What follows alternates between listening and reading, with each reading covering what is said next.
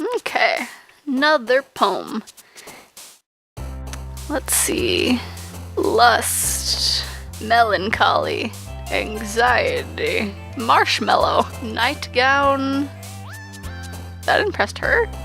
Entropy, graveyard, starscape, wrath, tenacious, secretive, contamination, climax, extraordinary, misery, judgment, incapable, unending, unrestrained, agonizing. Man, I wish I could see these poems that I'm putting together and just see how much of a mess they end up turning out to be. Because I'm just putting so many random words into these. Anyway, another day passes and it's time for the club meeting already. I've gotten a little more comfortable here over the past couple days. Entering the club room, the usual scene greets me. Hi, Xephoria. Yo, Sayori. Looks like you're in a good mood today.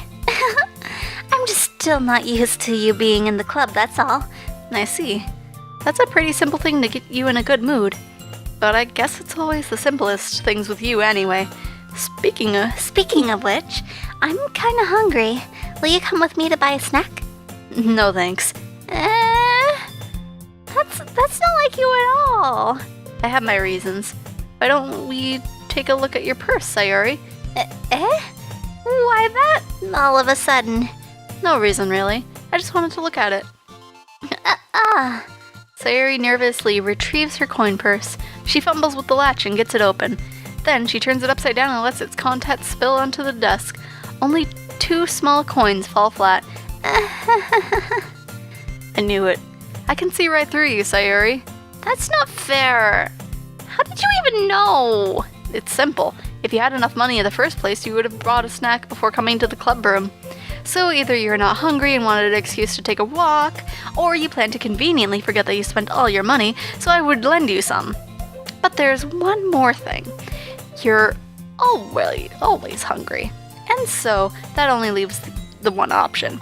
I give up. Don't make me feel guilty. If you feel guilty, that means you deserve to feel guilty. Yuri suddenly giggles. I didn't notice that she was listening in. Her face is in her book as always. I wasn't listening or anything. It was just something in my book. Yuri? Tell Xephoria to let me borrow some money. Don't get me involved like that, Sayori. Besides, you should only buy what you can reasonably afford. And frankly, after pulling a mischievous little stunt like that, your suffering is fair enough retribution. Did I just... I didn't mean that. I got too absorbed in my book. I really like when you speak your mind, Yuri. It doesn't happen much, but it's a fun side of you. There's no way that you could think that. You were right, though. I did something bad, and now I have to accept the revolution. Retribution. That. Still, coming from you, Sayori. I guess there's a little devil inside all of us, isn't there? Don't let her fool ya. Sayori knows exactly what she's doing. After all, she told you guys she was bringing me to the club before she even told me. But you wouldn't have come if it weren't for the cupcakes. So I had to trick Natsuki into making them. Come on, give me more credit than that, Sayori. Pop. Yeah! Out of nowhere, something smacks Sayori in the face and tumbles onto the desk. Oh, what was... A cookie?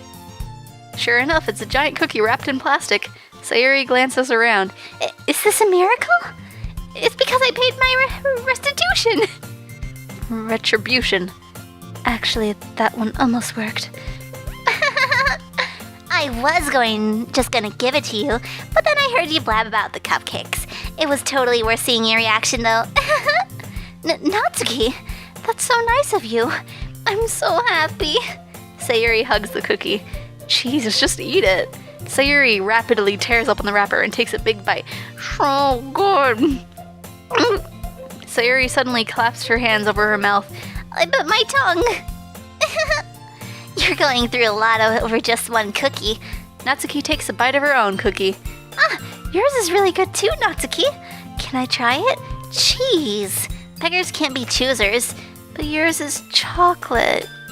Yeah? Why do you think I gave you that one? Fine. Still, I'm really happy you started this one with me, or shared this one with me. Sayori gets out of her seat and goes behind Natsuki and then wraps her arms around her. Oh, jeez. I get it. Cookie still in hand, Natsuki reaches up to nudge Sayori off of her. Oh. Sayori suddenly leans down and takes a bite out of Natsuki's cookie. Hey! Did you seriously just do that? Mouthful, Sayori trots away to safety. Yuri and I laugh as well. Jeez, you're such a kid sometimes. Monika, can you tell Sayori... Eh? Natsuki glances around. Monika isn't in the classroom. Where's Monika anyway? Good question. Have any of you heard anything from her being late today? Not me. Yeah, I haven't either. That's a bit unusual. I hope she's okay. Of course she's okay. She probably just had something to do today. She's pretty popular after all. You don't think she has a... I wouldn't be surprised. She's probably more desirable than all of us combined. That's true. Excuse me? Suddenly, the door swings open. Sorry, I'm super sorry. Oh, there you are. I didn't mean to be late. I hope you guys weren't worried or anything. Monika chose the club over her boyfriend after all. You're so strong-willed. Boyfriend? What on earth are you talking about? Monika quizzically glances at me. Never mind that. What held you up anyway? Well, my last period today was study hall. To be honest, I kind of just lost track of time. That makes no sense, though. You would have heard the bell ring at least. I must not have heard it since I was practicing piano. Piano? I wasn't aware you played music as well, Monika. Oh, I don't really. I kind of just started recently.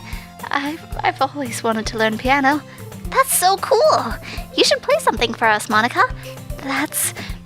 Monika looks at me. Maybe once I get a little bit better, I will. Yay! That sounds cool. I'd also look forward to it. Is that so? In that case, I won't let you down, Xephoria. Monika smiles sweetly. I didn't mean any pressure or anything like that. Oh, don't worry. I've been practicing a whole lot recently, and I'd really love the chance to share once I'm ready. I see. In that case, best of luck. Thanks. So I didn't miss anything, did I? No, not really. I chose to leave out Sayori's mischievous escapade. I'm sure Natsuki would end up complaining to her anyway. It looks like everyone has settled down. Sayori somehow already finished her entire cookie. Yuri's back to her book, and Natsuki disappeared into the closet. Hey, Yuri. I suddenly noticed that Yuri is reading a different book from the one we were reading together. Sorry, I didn't mean to interrupt. Oh, no. I was kind of just waiting for you. If that's the case, why don't we go ahead and get started? Yes, let's. Actually, I have a request. Do you mind if I make some tea first? Not at all. Thanks very much. If there's one thing that can make my reading time here any better, it's a nice cup of tea. Not to mention for yourself as well. Yuri stands up and makes her way to the closet. I follow and watch as she retrieves a small water pitcher from the shelf, the kind with a filter inside. Can you hold this for a second? Sure. Yuri hands me the water pitcher and also fetches an electric kettle.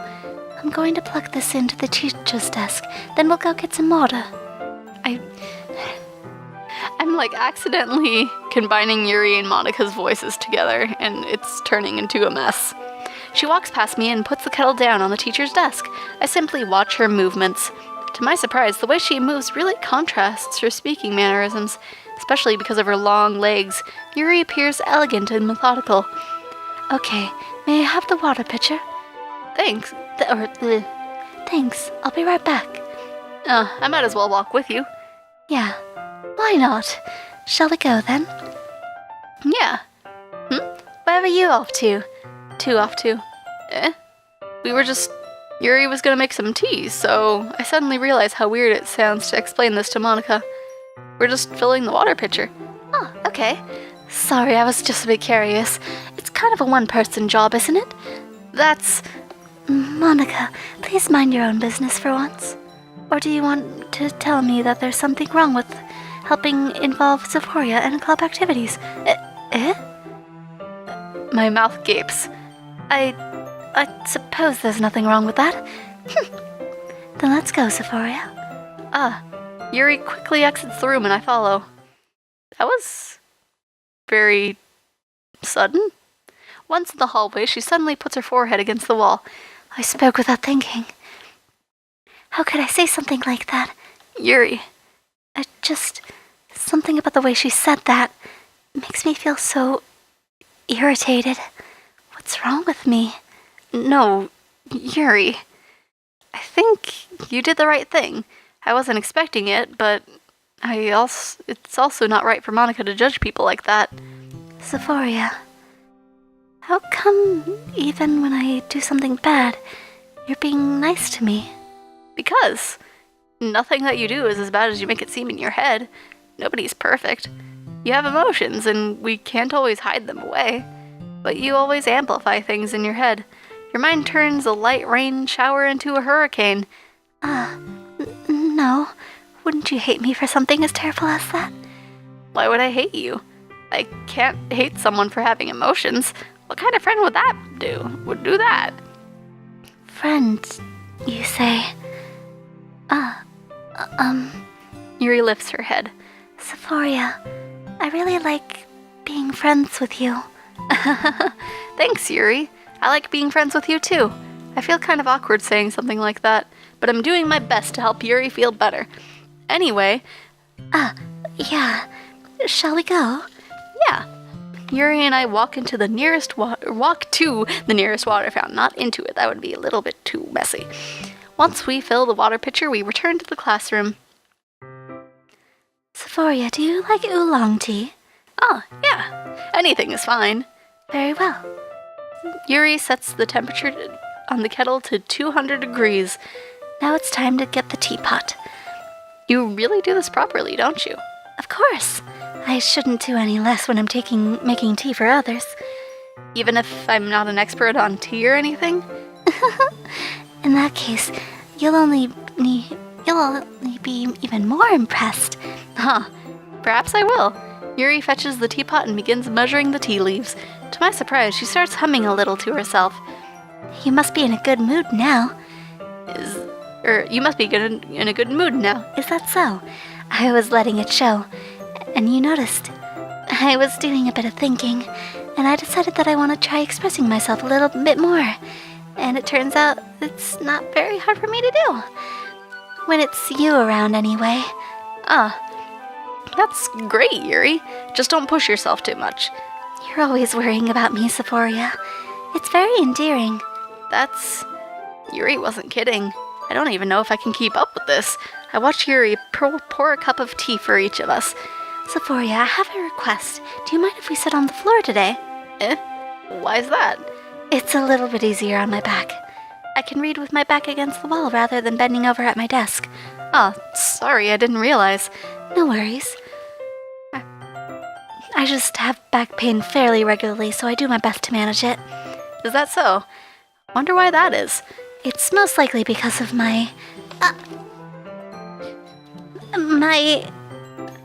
your posture, right? Always hunched over like that while reading. Yes, I have terrible reading posture, so that's why we should sit on the floor. It's not because of my anime boobs. Fair enough. I'll go ahead and get the book. I retrieved the book from my bag. I have some chocolate as well.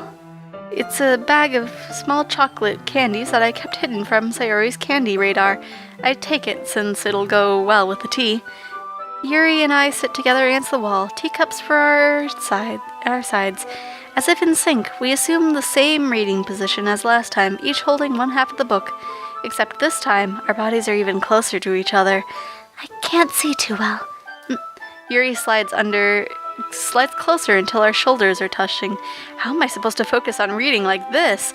Yuri was always kind of cute, but when she's being less apprehensive, it's almost more than I can handle. Your teacup. Yuri hands me my teacup. Holding it with my hand that's not holding the book, I end up in a position that makes it even harder to focus, because now I need to worry about making sure I don't accidentally touch her chest. Meanwhile, Yuri hasn't noticed a single thing. She wears an intense reading expression, and I can only presume the world around her has faded away. I use all my willpower to focus on reading. After a few minutes, I finally manage to relax a little. I put the teacup between my legs and focus and fumble with the chocolate wrapper. Sorry. I briefly let go of the book to finish opening the wrapper. You can have as much as you want. Oh, that's okay. I won't take any. Are you sure?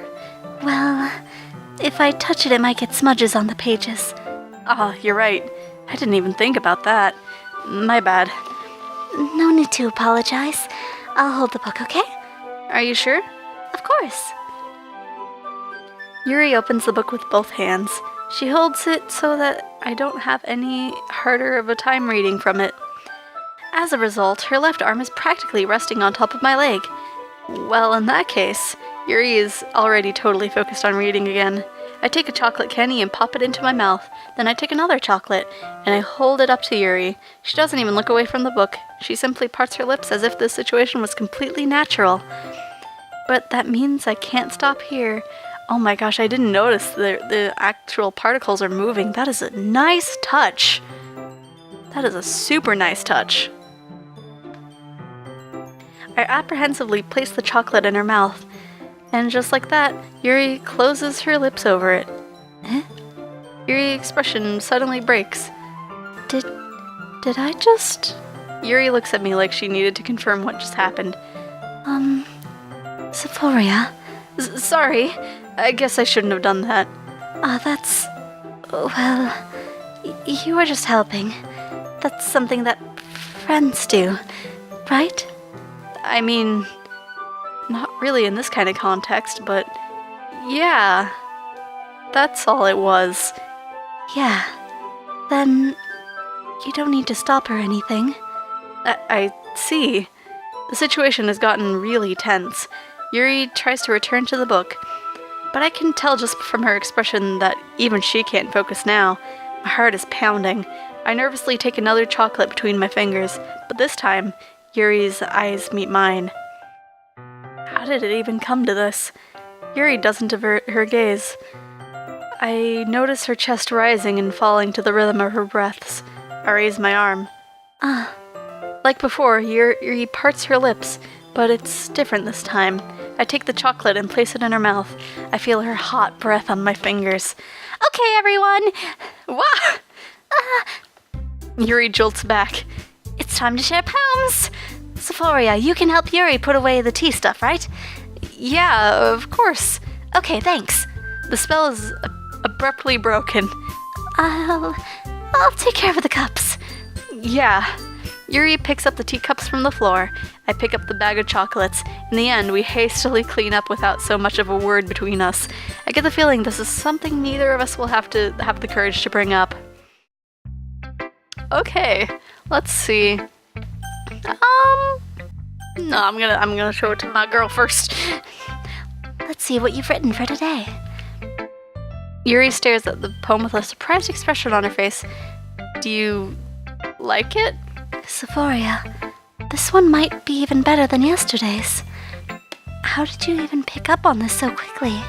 Just yesterday I was telling you the kind of techniques worth practicing. Maybe that's why. You did a good job explaining. I really wanted to try giving it more imagery. Yuri visibly swallows. Even her hands appear sweaty. I'm not used to this. Used to what? I don't know. It's fine, take your time. Yuri breathes and collects her thoughts. I know that Yuri likes to think before she speaks, so I offer that patience to her. Yeah, just being appreciated like this, I guess. It probably sounds really stupid, but seeing someone motivated by my writing, it just makes me really happy. Are you saying you've never shared your writings before? Yuri nods. Really? I don't believe it. I really only write for myself, and besides, people would just laugh at me. Do you really think that? Again, Yuri nods. Huh, Even your close friends? Yuri doesn't respond to that. I wonder why. Anyway, do you want to share the poem you wrote today? Yeah, I do. If it's with you. The raccoon. It appeared in the dead of night while I was slicing bread for a guilty snack. The attention was caught by the skittering of a raccoon outside my window. Or maybe that says scuttering. That is, I believe, the first time I noticed the strange tendencies as an ordinary human. I gave the raccoon a piece of bread, my subconscious well aware of the consequences, well aware that a raccoon that is fed will always come back for more. The enticing beauty of my cutting knife was the symptom, the bread, my hungry curiosity, the raccoon, an urge. The moon increments its phase and reflects that much more light off of my cutting knife. The very same light that glistens in the eyes of the raccoon friend. I slice the bread fresh and soft. The raccoon becomes excited. Or perhaps I'm merely projecting my emotions into the newly satisfied animal. The raccoon is taken to following me. You could say that we've gotten quite used to each other. The raccoon becomes hungry more and more frequently, so my bread is always handy. Every day I brandish my cutting knife, the raccoon shows me its excitement. A rush of blood. Classic Pavlovian conditioning. I slice the bread, and I feed myself again. I feel like there's a good handful of symbolism here. Okay. I was a little more daring with this one than yesterday's. I can see that. It's a lot more metaphorical. I don't know if it's my fault, but I can't begin to imagine what this poem is about. That's right. It's a bit closer to my preferred writing style, using the poem as a canvas to express vivid imagery and conveying emotions through them. Yeah, if I take it at face value, then I can't even figure out what it's supposed to mean. I think...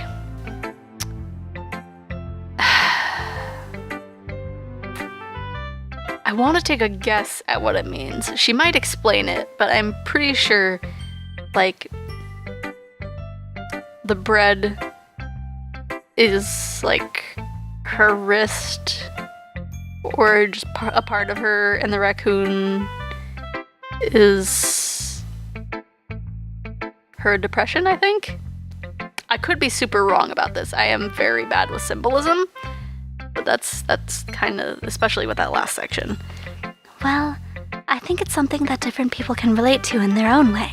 I wanted to express the way it feels for me to indulge in my more unusual hobbies. It's probably, okay, so it's more innocent than that, more than likely, maybe. Who knows? I don't know, because it did mention blood in that last line, but who knows? I am bad with symbolism.